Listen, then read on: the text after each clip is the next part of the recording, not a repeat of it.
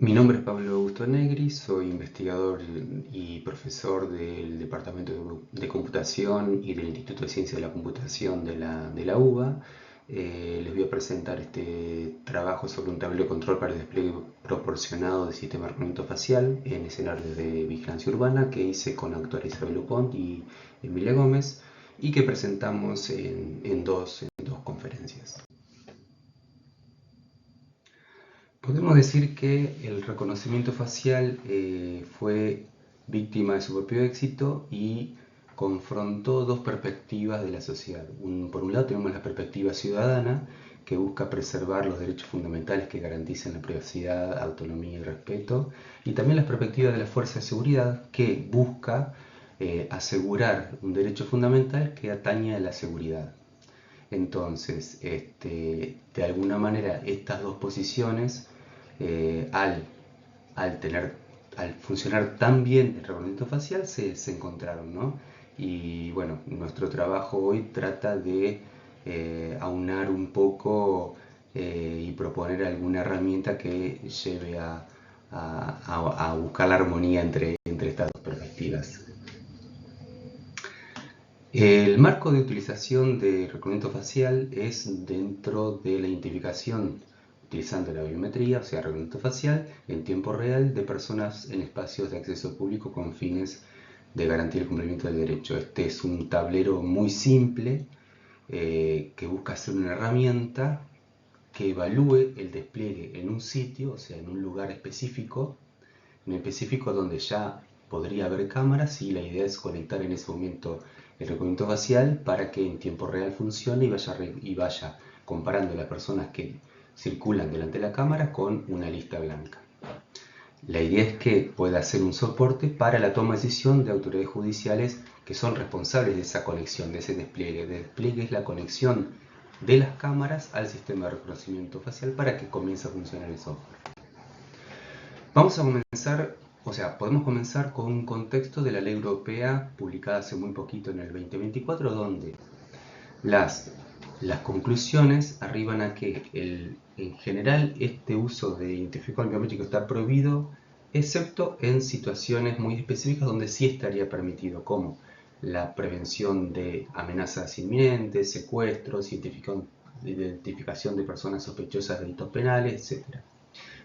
Por un lado, establece que el uso debe ser limitado en lo temporal y geográfico. A su vez, que cada uso tiene que ser autorizado por una autoridad judicial o una autoridad administrativa competente, y antes de esta autorización se debe realizar una evaluación de impacto. Nuestro tablero, la idea es que sirva para eso, justamente para hacer esta evaluación de impacto del uso sobre los derechos fundamentales de la sociedad, del uso del reconocimiento facial. Vamos a hablar ahora del tablero. El tablero es algo muy, es una presentación que se busca que sea simple y que está formada por dos conceptos: un plano 2D definido por una pérdida de privacidad en el eje de las ordenadas y un daño potencial en el eje de las abscisas.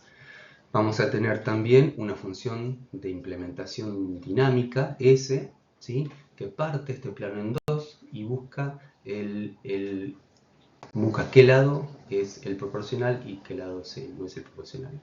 Entonces, comenzamos por el plano 2D. Nosotros vamos a hacer una simplificación en lo que quiere decir el costo en pérdida de privacidad que define o que establece un despliegue de reconocimiento facial, pensando en la cantidad o en la densidad de personas que están circulando delante de las cámaras y también las características del espacio donde se hace. Entonces, podemos pensar en un costo no tan alto, un costo bajo, en lo que sería de izquierda a derecha, donde tenemos un costo no tan alto en una plaza o en una esquina donde hay una circulación baja de personas, y es un ambiente abierto, por ejemplo, la entrada en un estadio para un concierto de rock o un partido de fútbol, donde hay una circulación bastante más importante, sigue siendo un espacio abierto, a espacios cerrados donde tenemos un aeropuerto o con un flujo mucho más importante de personas, lo que podría ser un shopping que es totalmente cerrado y, por ejemplo, una estación de tren donde pueden pasar cientos de miles de personas por día. Y vamos a cuantificar estas pérdidas de periodicidad en P1, P2 y P3, siendo el P1 la de menor pérdida de periodicidad hasta P3 la de máxima pérdida de periodicidad, pensando en estos escenarios. También vamos a cuantificar lo que es el daño potencial. El daño potencial, la idea es que es el daño que estaría asociado o que podría mitigarse mediante el despliegue del face recognition. Entonces tenemos casos de delitos de tipo robo, de secuestro, asesinatos o terrorismo, ¿sí? Y nosotros vamos a cuantificar en dos valores, H1 y H2. Sin embargo, vamos a dejar afuera los casos de, por ejemplo, de robos o delitos no tan importantes, solamente nos vamos a quedar con los delitos que involucren la seguridad de las personas. Entonces, vamos a tener estos casos H1, un daño potencial menor, digamos, y un H2, un daño potencial mucho mayor. Entonces vemos estas cuantificaciones, están en nuestro plano 2D y forman estos bloques, estos rectángulos donde vamos a ubicar, donde va a ser nuestro escenario de implementación o despliegue del reconocimiento facial. Por otro lado tenemos la función de implementación dinámica, o sea, esta función lo que nos va a ayudar es a decidir de qué lado de la proporcionalidad se encuentra en nuestro caso de despliegue, ¿sí? Entonces, por encima, nosotros arrancamos con una curva que es la curva unitaria, digamos, la identidad, donde por encima de la curva el costo de pérdida de periodicidad es mucho más importante que el daño potencial, con lo cual no hay proporcionalidad en el despliegue. Por otro lado, si yo me encuentro por debajo de la curva, el daño potencial es mayor, proporcionalmente mayor que la pérdida de privacidad. Entonces podemos pensar en un despliegue proporcionado del reconocimiento facial. Entonces, esto ahora pensando más específicamente en los casos que tenemos cuantificados, ¿sí? Sabemos que esta curva puede dividir dentro de un bloque dos áreas. Entonces, dentro del área, si la curva, por ejemplo, divide a un bloque en un bloque B superior y B inferior, o left and right, comparando las áreas que me quedan por debajo de la curva, si esta área dentro del bloque es mayor que el área que queda por encima del bloque, el despliegue es proporcionado, si no, no sería proporcionado. Entonces vamos a ver cómo definimos o cuál es la característica de estas curvas de implementación dinámica. Es la parte de implementación y va a estar definida entonces por las siguientes variables. Do omega es la probabilidad que el individuo se presente en ese escenario, en ese lugar donde voy a conectar el sistema de reconocimiento facial. Puedo pasar de una omega muy baja, donde la probabilidad de aparición del individuo sea muy baja, a un lugar de alta probabilidad de aparición del individuo. Esto es importante para un despliegue que exitoso, evidentemente, y no por desplegar el sistema de reconocimiento facial en cualquier lado.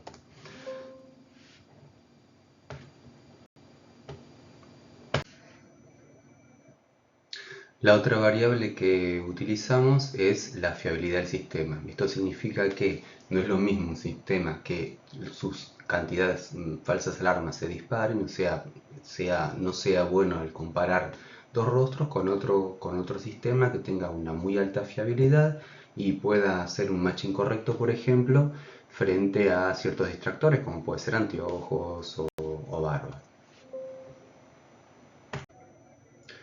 Por último, tenemos la última variable, que es la variable del tiempo, la variable temporal. La variable temporal significa que el despliegue del sistema de cámaras va a ser por un periodo corto de tiempo o puede ser por un periodo indefinido. En este caso, el aumento de t obviamente va a significar una muy fuerte pérdida en lo que es privacidad de los ciudadanos, porque bueno, estarían las cámaras constantemente haciendo un matching frente a una lista. En esta diapositiva ejemplificamos el uso digamos,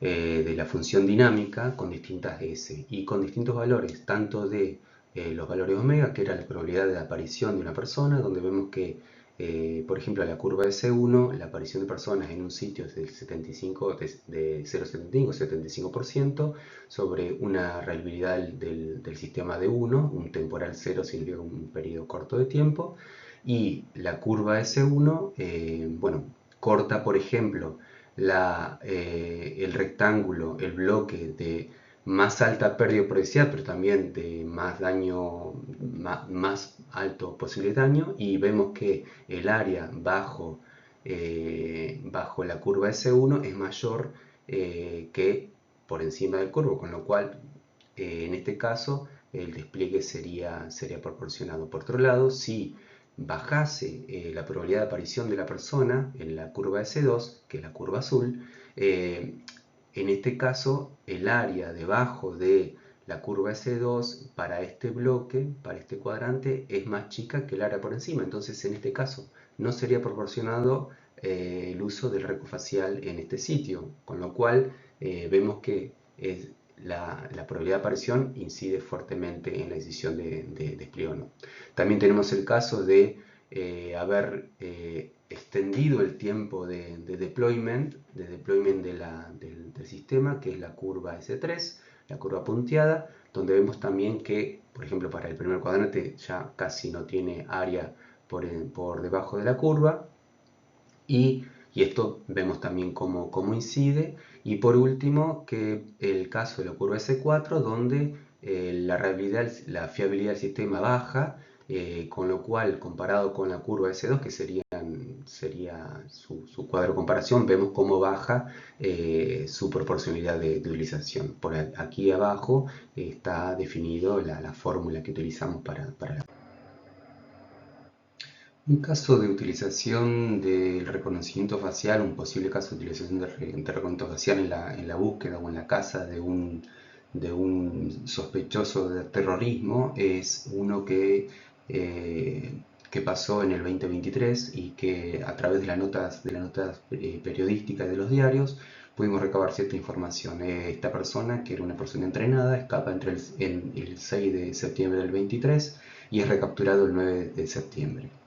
La búsqueda fue coordinada por un centro antiterrorista de Londres, desde Londres, donde buscaban por todo el país a esta persona.